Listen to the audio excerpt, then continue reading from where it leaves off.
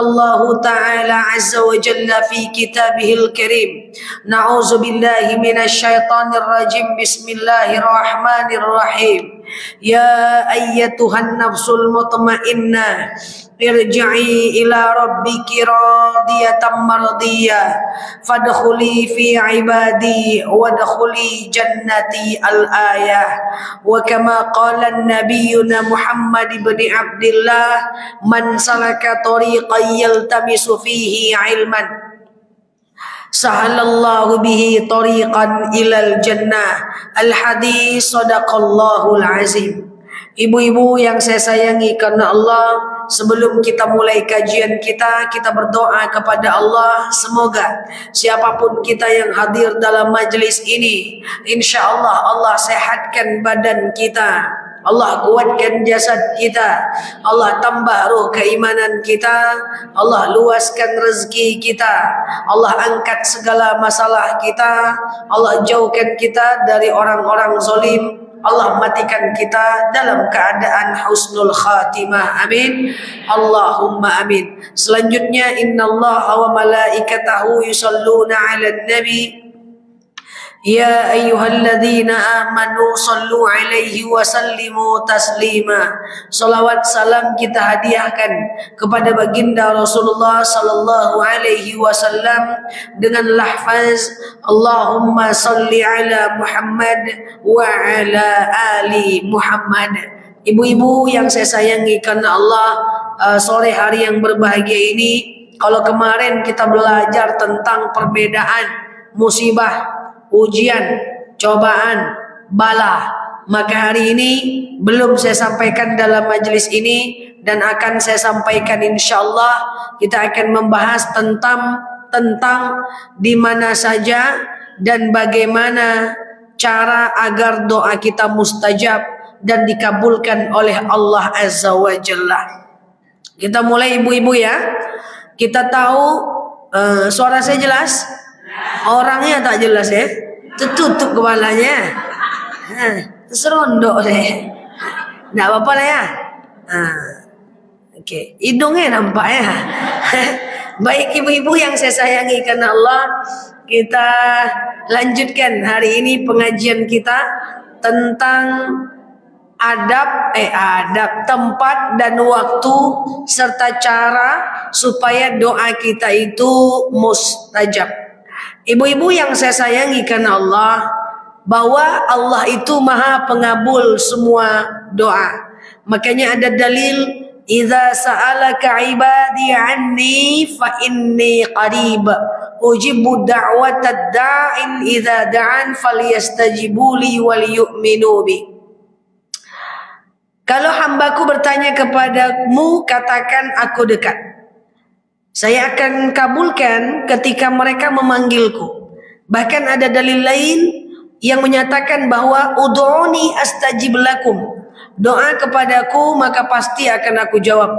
Jadi sebelum kita bahas cara berdoa, saya sampaikan dulu bahwa semua doa kita ini insya Allah Allah kabulkan. Hanya saja Allah itu mengabulkan doa kita dalam 3 bentuk. Jadi Allah itu kabulkan doa kita dalam 3 bentuk. Kadang-kadang banyak yang nanya sama saya, Ustazah, saya udah capek berdoa, tapi kok doa saya nggak dikabul-kabulkan juga ya? Bisa jadi udah Allah kabulkan, cuman kita yang nggak tahu. Karena kenapa? Allah kabulkan doa kita itu dalam 3 bentuk. Yang pertama, bisa jadi Allah kabulkan langsung sekarang, cash. Contoh kita doa, ya Allah, saya pengen sehat kaki saya nih ya Allah. Baru ambil napas sikit, kok tak terasa sakitnya ya? Sembuh dia rupanya. Nah, itu langsung tuh cash. Ya Allah, saya pengen beli Quran baru nih ya Allah. Mahal kali harganya ya Allah, 200.000. Kasih saya rezeki ya Allah supaya bisa beli Quran baru. Rupanya suami pulang bawa bonus, bisa beli cash. Artinya apa? Kadang-kadang Allah kabulkan doa kita itu langsung sekarang. Tapi ingat, ada kemungkinan yang kedua. Apa kemungkinan yang kedua? Allah akan kabulkan doa kita di masa yang akan datang, tapi bentuknya Allah ganti. Ya Allah, saya pengen rezeki, Rezekinya enggak juga datang-datang, tapi Allah ganti bentuknya. Rezekinya enggak datang-datang, uangnya enggak cukup-cukup, tahu-tahu dapat menantu soleh. Allah ganti bentuknya. Paham nih? Rezekinya enggak datang-datang, uang beli mukena tak datang-datang, Allah ganti bentuknya. Suami yang tadinya taat, tak taat, taubat dia. Anak yang tadinya maksiat, taubat dia. Hati yang tadi gelisah, tenang hati kita. Jadi Allah ganti bentuknya, Bu. Yang penting, Bu, Allah kabulkan. Doa aja lah dulu. Cuman kadang-kadang Allah kabulkan sekarang, kadang-kadang Allah kabulkan di masa yang akan datang dalam bentuk yang berbeda. Atau bisa jadi yang ketiga, Allah Subhanahu wa ta'ala akan mengabulkannya di yaumil akhir. Tapi yang jelas semua doa kita itu akan Allah kabulkan. Makanya wala taqnatu min rahmatillah. Tidak boleh kita putus asa dengan rahmat Allah. Banyak kali yang nanya sama saya, Ustazah kalau saya doa ke ibu angkat saya terkabul enggak ya? Ustazah kalau saya doa untuk tetangga saya terkabul enggak ya? Ustazah kalau saya doa untuk anak saya nanti terkabul enggak ya? Anak saya jahat misalnya gitu ya. Tidak usah pikirkan terkabul atau tidaknya. Doa itu doa aja dulu. Enggak usah banyak pikir, doa aja dulu. Insya Allah Allah akan kabulkan. Ingat, Allah itu, doa itu tidak bisa kita logikakan. Doa aja dulu ketika kita tidak ada daya. Yang penting kita masih punya harapan. Tapi ingat, memang ada beberapa orang yang doanya itu susah untuk mustajab. Di antaranya adalah orang-orang yang berbuat dosa. Makanya itu sebab ustadz sering bilang kurangi berbuat dosa, kurangi nyakitin hati orang, kurangi ribahin orang, kurangin ngomongin orang, jangan mari-ariak suami, kan kayak gitu kan. Kenapa ustadz suka ceramah kurangi dosa? Karena dosa itu tidak hanya kita rasakan di akhirat nanti. Dosa itu akan terasa walaupun kita baru di dunia. Saya sering sampaikan apa efek samping dari dosa. Satu, dosa itu bisa menyebabkan doa kita terhambat. Maksiat. Doa kita itu lama nyampainya kepada Allah Azza wa Jalla. Yang kedua, dosa itu bisa membuat hati kita gelisah. Jadi kalau ada ibu suka risau terus. Ibu kenapa risau? Nggak tahu dah. Risau aja ya. Ya ibu kenapa risau? Nggak tahu. Risau aja. Pernah rasa risau gitu? Jangan kuat kali anggunya. Itu bisa jadi karena dosa. Tidak ada masalah. Makan enak. Semua enak. Kok resah aja? Bisa jadi karena dosa. Jadi dosa itu tidak hanya kita rasakan di akhirat. Bisa terasa di dunia. Yang ketiga. Tadi menyebabkan doa terhambat. Yang kedua menyebabkan hati ini gelisah. Tak tahu, gelisah aja. Yang ketiga, dosa itu bisa menyebabkan urusan menjadi susah. Ngurus KTP susah. Kemana-mana susah. Orang macet, kita macet, orang lewat aja. Susah, urusan kita susah. Masukkan anak sekolah susah. Mau cari kerja susah. Mau kemana-mana susah. Ngurus kartu keluarga susah. Susah. Dan yang keempat, dosa itu mengakibatkan maksudnya kita menjadi susah untuk menuntut ilmu Allah. Susah. Kata Pak Ustadz, masuk telinga kiri, keluar telinga kanan. Apa ceramah Ustadz tadi? Pokoknya mantap. Isinya apa? Tidak tentu doh. Pokoknya tidak nangkap ceramah itu. Susah mau belajar. Apapun doa-doa, susah kita mau belajar. Karena memang suatu ketika Imam Malik pernah berkata kepada Imam Syafi'i, Imam Waqi juga pernah berkata kepada Imam Syafi'i sebagai muridnya, tarkil ma'asi, tinggalkan dosa dan maksiat. Susah ya, mau belajar susah, mau ngafal susah, mau hijrah kok susah. Nah bisa jadi itu karena dosa-dosa kita. Jadi ada 4 efek samping dari dosa. 1, sulit diijabahnya doa. 2, tak tenang hati kita. 3 adalah sulit urusan kita. Yang keempat adalah sulit kita belajar. Nah, coba nanti di rumah apa ceramah Ustaz tadi ya? Ndak jelas. Itu hati-hati. Ndak jelas. Pokoknya mantap. Gitu kan. Oke. Nah, hanya saja tentu kita berharap untuk kita tidak menjadi orang yang berdosa. Makanya hari ini kita belajar bagaimana sih cara supaya doa-doa kita itu dijawab oleh Allah.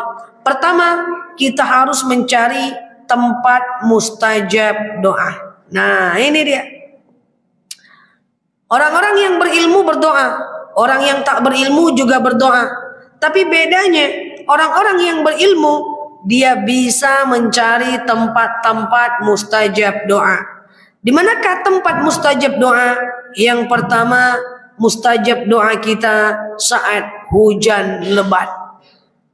Jadi kalau hujan, doa sama Allah, insya Allah doa kita mustajab. Yang kedua, mustajab doa kita saat petir berbunyi. Jadi pas berdengkang petir itu doa. La haula wa la quwata illa billah, doa. Jangan ucapkan yang aneh-aneh, mati kau mati betulan nanti. Kemudian yang ketiga, mustajab doa kita antara azan dan iqamah. Terdengar azan di masjid, lalu kita lakukan doa. Walaupun kita lagi di jalan, walaupun kita lagi di rumah, walaupun kita lagi di masjid, pokoknya antara azan dan iqamah doa, insyaallah doa kita mustajab. Hujan lebat, petir berbunyi, antara azan dan iqamah. Yang keempat, doalah di sujud terakhir ketika mau habis solat. Kalau solatnya 2 rakaat, berarti sujud di rakaat kedua sebelum tahiyat akhir. Kalau solatnya 4 rakaat, berarti sujud di rakaat keempat sebelum at-tahiyatul. Kalau solatnya bersendiri dan berjemaah, pokoknya di sujud terakhir. Kalau solatnya macam maghrib 3 rakaat, di sujud terakhir ketika mau habis solat. Setelah baca Subhana rabbiyal a'la wa bihamdih, Subhana rabbiyal a'la wa bihamdih, Subhana rabbiyal a'la wa bihamdih. Berdoalah di situ. Kalau pakai bahasa Arab boleh dilafazkan dengan berbisik. Kalau pakai bahasa Indonesia maka ucapkan dalam hati, tutup bibirnya. Nah, apa doanya? Terserah. Kalau ibu mau doa anak yang soleh, maka ibu ucapkan Rabbi habli minas salihin. Hafal doa-doa pendek saja. Kalau ibu pengen punya banyak masalah, maka ibu ucapkan Allahumma rzuqni makhraja. Ya Allah, berikan aku jalan keluar. Baca 11 kali di sujud terakhir. Sangat dianjurkan. Coba semuanya. Allahumma rzuqni. Lagi. Lagi. Makhraja. Makhraja. Allahumma rzuqni makhraja. Baca 11 kali lah. 1 kali nggak apa-apa sih, asal jangan 1/4. Bagusnya 11 kali. Ya wajah-wajah yang galau-galau, punya banyak masalah. Allahumma rzuqni makhraja. Ya Allah, berikan aku jalan keluar. Ya Allah, berikan aku jalan keluar. Ya Allah, berikan aku jalan keluar. Tergantung ibu mau doa apa. Atau payah kali doa-doanya Ustazah. Ya udah, Rabbana atina fid dunya hasanah wa fil akhirati hasanah wa qina adzabannar. Apa ya kali Ustazah? Ya udah, ihdinas siratal mustaqim. Iya kan? Nah, tunjukin kami jalan yang lurus. Apa ya kali? Ya udah. Pokoknya gitulah. Pokoknya hafal aja lah doa-doa pendek. Kalau kita mau habis sholat itu. Pagi subuh misalnya Rabbi habli minas solihin. Zuhur Allahumma rzuqni makhraja. Nah, doa ya, bukan zikir ya, doa.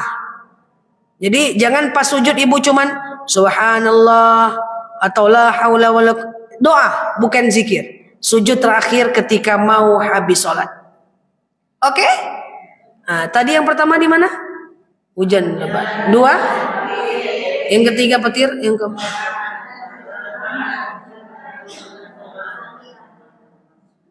Antara azan dan iqamah, sujud terakhir ketika mau habis sholat. Ya, di sujud terakhir.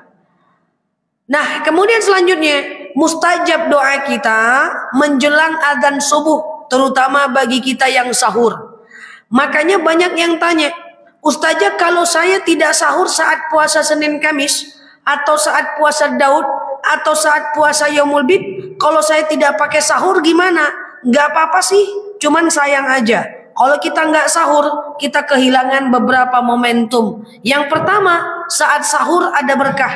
Yang kedua, saat sahur membedakan diri kita dengan orang Yahudi. Karena kita puasa, orang Yahudi juga puasa. Cuman orang Yahudi berpuasa tak pakai sahur. Makanya supaya beda, maka kita pakai sahur.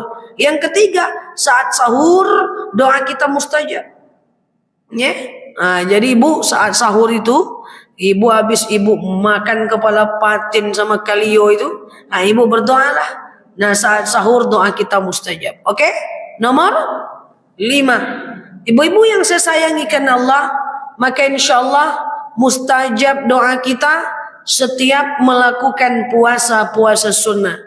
Ibu puasa, siangnya ibu berdoa, itu mustajab.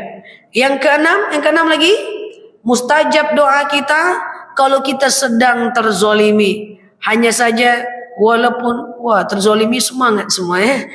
Orang-orang dizolimi semua di sini ya. Cuman orang yang dizolimi, kalau dia orang yang beriman, dia tidak mau mendoakan yang buruk untuk orang yang menzolimi dia. Kenapa? Karena dia tahu tanpa dia doakan Allah tetap akan membalasnya. Jadi memang doa orang yang terzolimin itu adalah mustajab. Ya, sehingga kita mendoakan orang itu yang buruk-buruk tidak boleh. Setiap doa akan kembali kepada kita. Maka kalau ada orang yang menzolimi kita, usahakan, atau kita menzolimin orang, usahakan doakan kepadanya, Allahumma gfirli walahum. Ya Allah, ampuni dosaku dan dosanya. Allahumma gfirli walahum. Ya Allah, ampuni dosaku dan dosanya. Allahumma gfirli walahum. Ya Allah, ampuni dosaku dan dosanya. Begitu. Jadi kalau ada orang zalim, kita jangan pula balas-balas dengan kezaliman atau mendoakan, Ustazah tapi dia jahat kali Ustazah, saya pengenlah doakan dia buruk, mumpung nih saya doanya lagi mustajab. Orang beriman tidak mendoakan orang lain dengan buruk, justru orang beriman mendoakan orang lain dengan baik. Tenang aja Bu, untuk balasan dia biarkan menjadi urusan dia kepada Allah. Jangan menodai tangan kita, lidah kita dengan membalas keburukan dengan keburukan. Itu bukan gaya orang yang alim, orang yang abid, orang yang baik. Tapi orang yang baik, setiap ada kezaliman, doakan dengan baik. Maka saya ingatkan kepada kita semua, jangan coba-coba nyakitin hati orang yang beriman. Karena orang beriman tidak akan membalas dengan sikap, dia membalas dengan doa di sepertiga malam. Masya Allah. Ngeri pula ya. Nah, nomor berapa lagi? Mustajab doa kita, ibu-ibu yang saya sayangi karena Allah. Mustajab doa ibu-ibu semua adalah ucapan orang tua kepada anaknya ketika marah, itu mustajab. Jadi hati-hati kalau ibu ngomong sama anak lagi marah, ngomonglah yang baik-baik. Jadi ustadz lah kona gitu. Ibu kalau pergi ke Mekah, ibu akan diimamkan oleh imam besar Mekah, namanya Imam Abdurrahman As-Sudais. Sekarang beliau jadi imam besar Mekah, tapi dalam banyak cerita waktu kecil beliau nakal, lalu saking nakalnya maka emaknya berdoa, ya Sudais, wahai Sudais, kusumpahkan kau jadi imam Mekah. Jadi Bu, coba bayangkan, saat emaknya nahan marah, disumpahkannya anaknya jadi imam, jadi imam Mekah sekarang Bu. Kalau kita gimana? Macam hantu kau ni nak, tu macam hantu anaknya. Ditarik sini muncul dia situ ya. Ditarik sini terbang dia ke situ. Yang lebih parah, kelakuanmu sama dengan bapakmu nak. Mirip jadinya dengan bapak, tak jauh beda dengan bapak, tak berubah generasi. Jadi kalau marah dengan anak, ucapkan kalimat yang baik. Jadi ustaz lah kau nak, Jadi orang baik lah kau nak, diguntingnya jilbab ibu. Pintar lah kau ni nak, gitu ya. Ucapkan yang baik-baik. Hati-hati. Ucapan ibu kepada anak itu mustajab.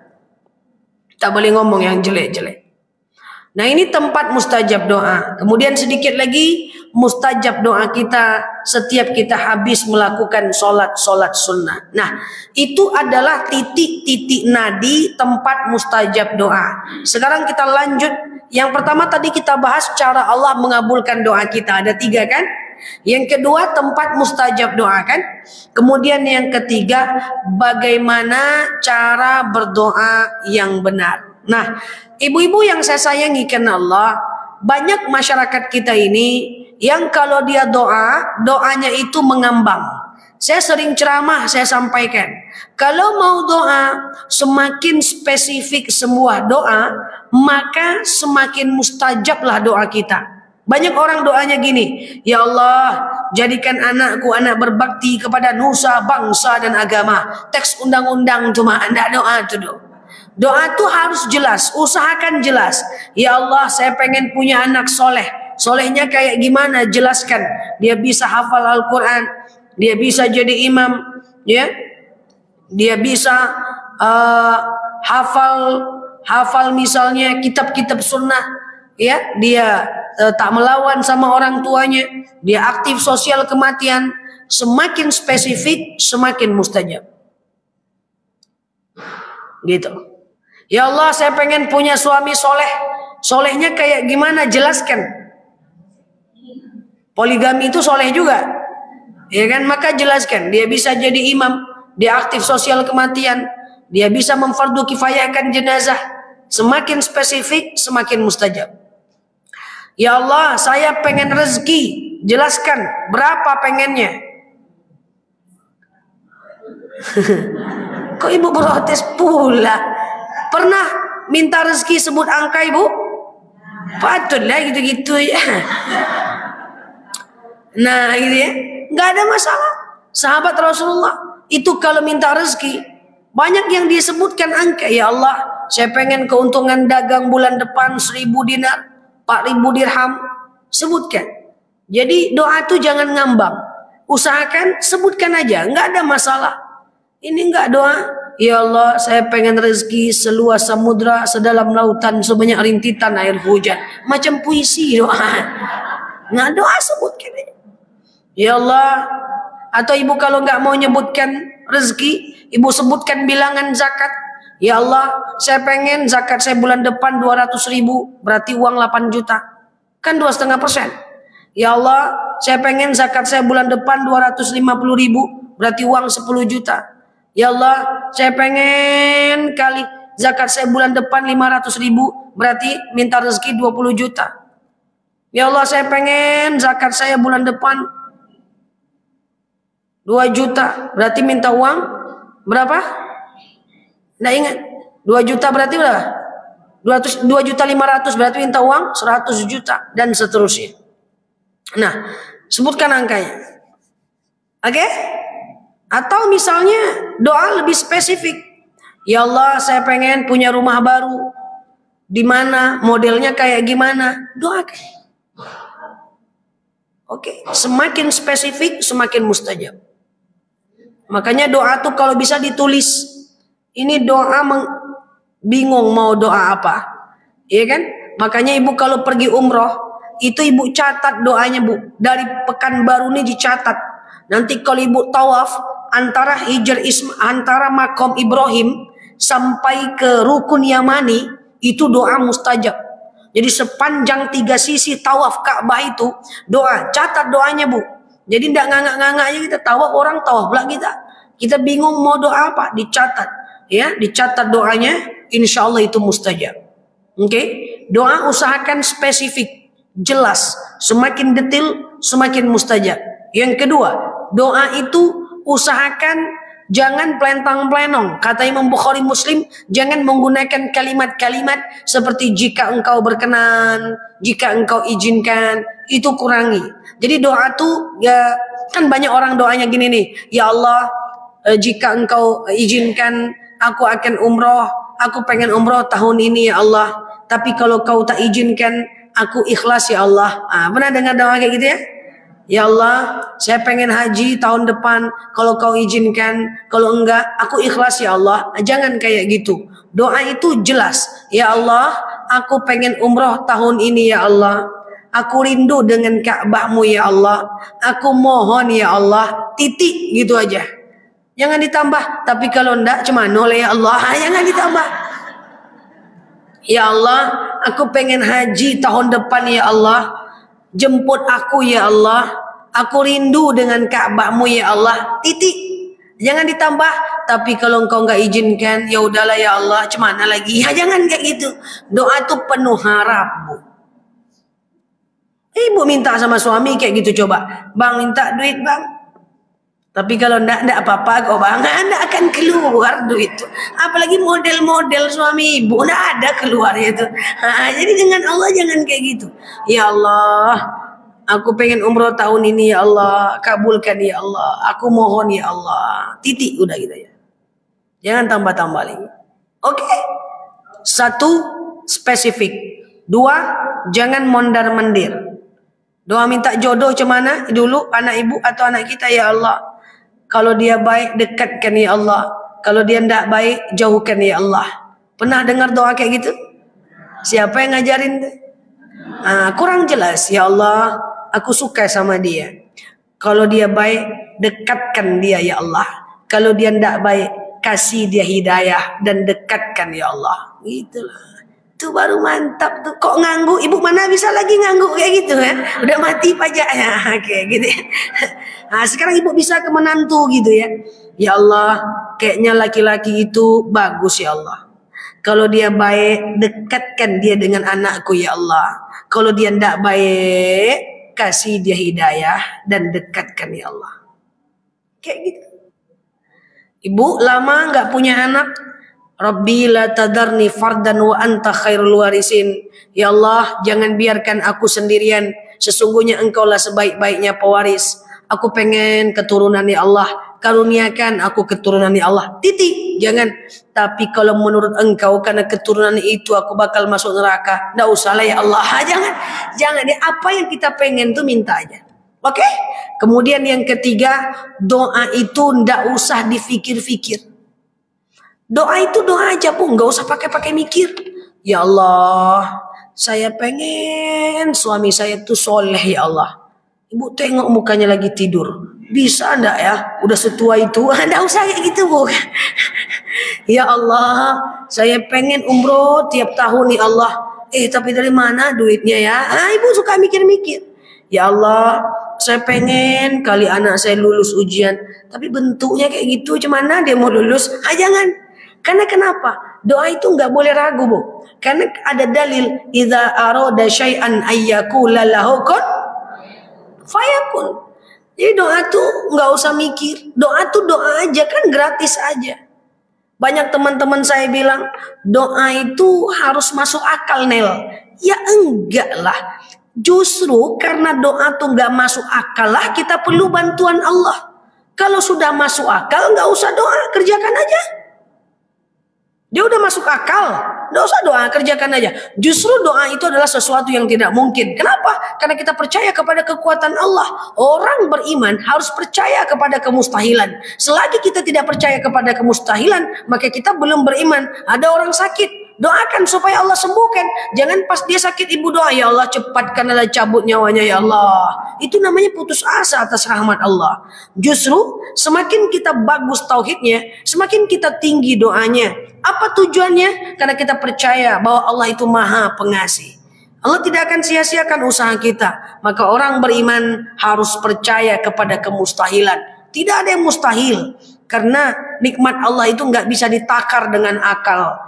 Ya, hanya nggak bisa ditakar dengan akal. Jadi orang semakin tinggi doanya, semakin tinggi tauhidnya, semakin tinggi doanya, berarti semakin tinggi tingkat berbaik sangka kepada Allah. Dia berbaik sangka kepada takdirnya, berbaik sangka kepada Allah Azza wa Jalla.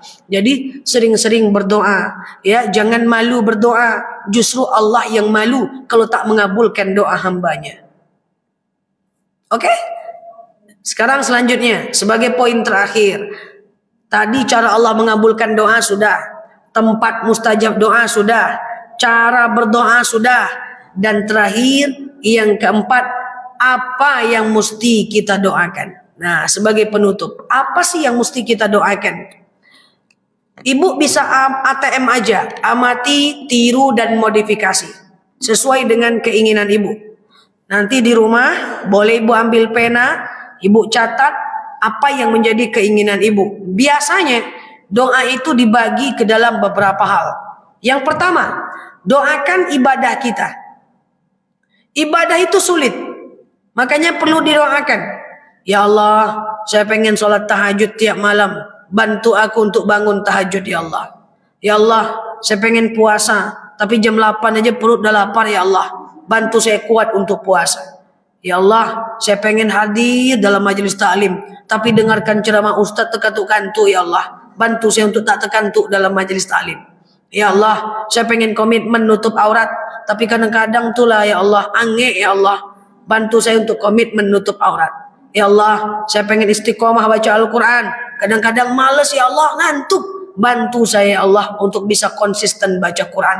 Ibadah itu didoakan, nggak bisa enggak. Karena kita butuh bantuan Allah supaya ibadah kita itu menjadi lebih baik. Nggak bisa lewat-lewat aja. Kan kita berusaha nih untuk komitmen. Sekaligus kita minta doa kepada Allah agar Allah Subhanahu wa ta'ala mempertahankan kondisi keimanan kita. Karena tabiat iman, mau dia ustadz, mau dia ulama, al-iman yazid wa yankus.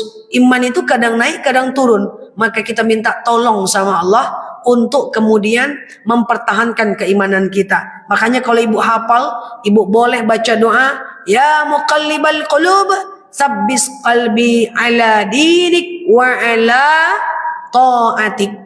Wahai pembolak-balik hati, kuatkan hatiku atas agamamu dan ketaatan kepadamu. Payah kali ustazah, bahasa Indonesia aja lah. Ya Allah, istiqomahkan aku ya Allah. Ibadah perlu didoakan. Oke? Yang kedua, doakan akhlak kita, Bu. Akhlak kita ini perlu didoakan. Untuk mencapai akhlak yang baik itu susah, Bu. Doakan akhlak kita, ya Allah, saya masih suka ngeluh ya Allah. Jadikan aku hambamu yang tidak ngeluh. Kadang-kadang kan kita nih suka ngeluh kan. Baru bangun tidur apa kata kita? Nih sakit-sakit badan nah. Baru bangun Bu. Nanti mau buat sarapan.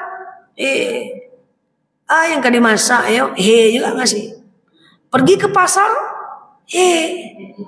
Mahal-mahal semuanya. Nyampe rumah belum masak, nengok cucian. Banyak kali cucian. Mau jemur pakaian, panas berdengkang. Panas sekali pula. Hujan lebat. Hujan lebat. Gerimis-gerimis panas. Ini hujan orang mati nih. Mendung. Cemana mau jemur mendung. Aja semuanya. Karena kita suka ngeluh. Udah softwarenya ngeluh. Nanti habis kita jemur pakaian, masuk kita ke dalam rumah, azan. Cepat kali azan. Azan pun jadi masalah. Kalau kita namanya suka ngeluh. Jadi ngeluh itu kebiasaan tak boleh. Jadi penyakit. Ya, nah, jadi doakan akhlak kita supaya kita nggak jadi orang ngeluh.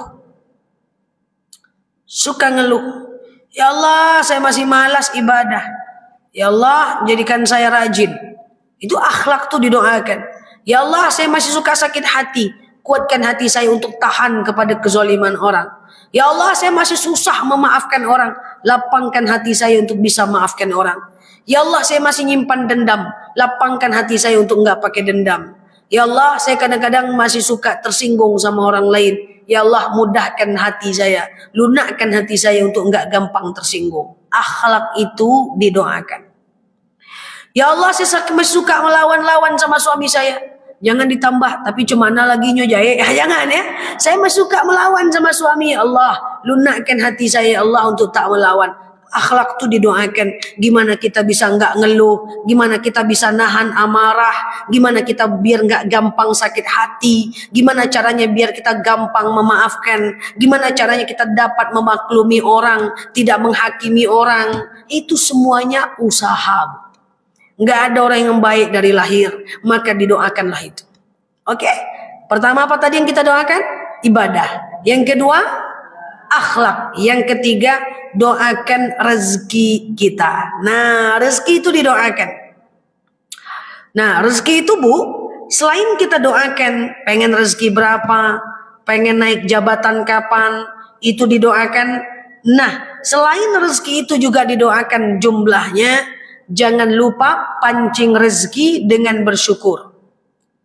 Kalau ada di antara kita, nauzubillah, yang merasa rezeki kita gitu-gitu aja, bisa jadi kurang bersyukur. Karena kata Allah, la in syakartum la azidannakum, mau aku tambah nikmat, oke, syukuri dulu apa yang ada, baru ditambah.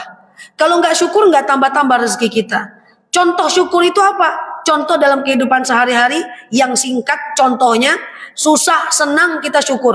Contoh misalnya, hari ini kita jualan, ya, jualan lontong, jualan pecel lele, dapat untung 50.000. Alhamdulillah, dapat untung 50.000 hari ini, bisa untuk makan hari ini. Besok dapat untung 500.000. Wih, alhamdulillah, hari ini untungnya 500.000. Besoknya lagi untung cuma 20.000. Alhamdulillah, 20.000. Kan kemarin udah 500.000. Gitu caranya. Itu baru syukur tuh. Bisa nggak kita balik? Bisa.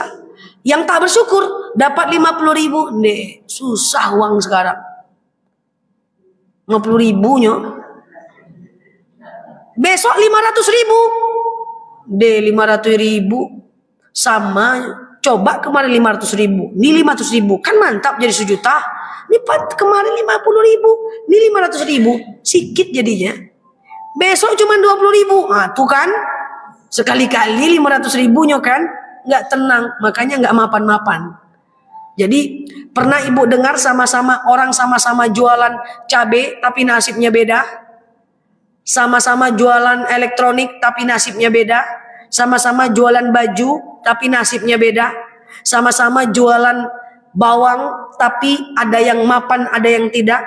Sama-sama guru, ada yang mapan, ada yang tidak. Sama-sama jualan di depan rumah, ada yang mapan, ada yang tidak. Kenapa bisa nggak sama rezekinya? Bisa jadi karena nggak sama rasa syukurnya. Nah, jadi dipancing rezeki itu dengan syukur. Gitu ya. Ciri-ciri orang nggak bersyukur tuh banyak. Ibu kalau makan sesuatu tuh, jalang kuahnya. Padahal enak Bu, tapi dia nggak rasa Bu. Baru makan soto, apalagi kalau coba soto aku di rumah, lebih enak lagi. Nggak rasa Bu. Jadi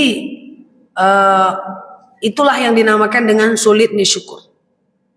Kita punya baju banyak Bu. Apa kata kita? Pakai yang ini, enggak cantik do, taruh lagi. Pakai yang ini, enggak cantik do, taruh lagi. Pakai yang ini, enggak cantik do, taruh lagi. Ujung-ujungnya apa? Ujung-ujungnya apa? Kita tak bisa rasakan nikmat baju yang banyak. Padahal tadi kita yang beli. Itu ciri nggak bersyukur tuh. Pakai tas ini, jelek, enggak cantik. Pakai tas ini, tak apa-apa modelnya. Padahal kita yang beli. Nah, itu ciri-ciri orang yang pokoknya kalau tak bersyukur itu, dia tak rasa apa nikmat yang ada. Nauzubillah. Oke? Nah, jangan sampailah, ngerilah. Nggak usah bicara dosa, bicara tak bahagia karena tak bersyukur aja kita nggak bisa. Dan terakhir, doakan orang lain, orang-orang yang dekat dengan kita, ya, orang-orang yang dekat dengan kita, orang-orang yang baik dengan kita, bahkan orang-orang yang membenci kita, doakan, ya. Nah, itulah 4 hal yang kita doakan. Doakan ibadah, akhlak, rezeki, dan doakan orang-orang yang menzalimi kita, atau orang-orang yang dekat dengan kita, atau orang-orang yang kita cintai. Demikian dari saya ibu-ibu, udah terlalu panjang pula materi kita. Semoga setelah ini kalau kita berdoa kita bisa catat materinya, kita bisa catat doanya, dan semoga doa-doa kita Allah ijabah insyaallah. Amin Allahumma amin. Demikian dari saya, wallahu a'lam bishawab. Ala hazihi niyah al-Fatihah.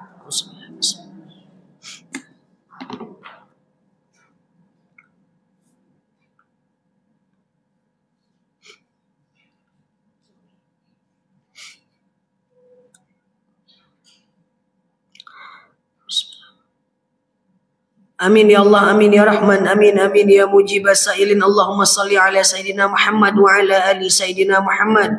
Allahumma inna nas'aluka ridhaka wal jannah, na'udzubika min sakhatika wan nar.